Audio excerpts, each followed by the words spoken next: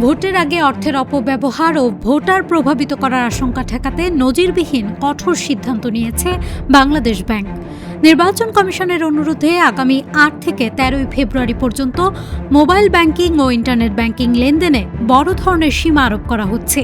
এতে বিকাশ, নগদ, রকেট সহ সব মোবাইল ফাইন্যান্সিয়াল সার্ভিস এবং ব্যাংকের ডিজিটাল অ্যাপগুলোর মাধ্যমে বড় অঙ্কের টাকা আদান প্রদান কার্যত বন্ধ হয়ে যাবে।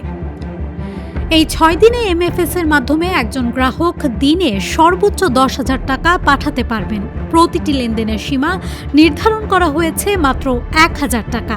ফলে একসঙ্গে বড় অঙ্কের টাকা পাঠানোর সুযোগ থাকবে না।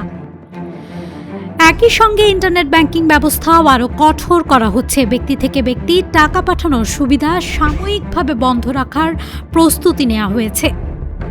ব্র্যাক ব্যাংকের আস্থা, সিটি ব্যাংকের সিটি টাচ এবং ডাচ বাংলা ব্যাংকের নেক্সাস পে সহ বিভিন্ন ব্যাংকিং অ্যাপে এই নিষেধাজ্ঞা কার্যকর হতে পারে। বাংলাদেশ ব্যাংক ও বাংলাদেশ ফাইন্যান্সিয়াল ইন্টেলিজেন্স ইউনিট সূত্র জানিয়েছে, নির্বাচন কমিশনের অনুরোধেই এই পদক্ষেপ নেওয়া হচ্ছে।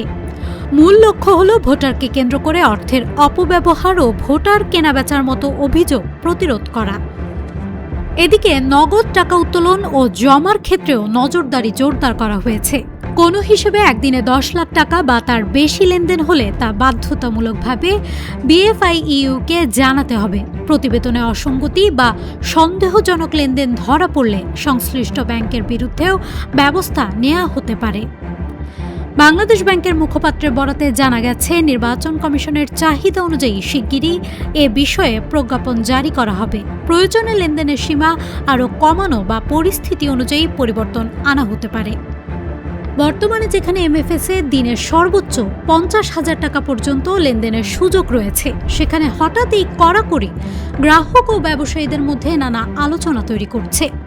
নির্বাচন ঘিরে ডিজিটাল লেনদেনের উপর এবার যে নজিরবিহীন নিয়ন্ত্রণ আরোপ করা হচ্ছে, তা দেশের আর্থিক খাতে নতুন বাস্তবতা তৈরি করতে যাচ্ছে।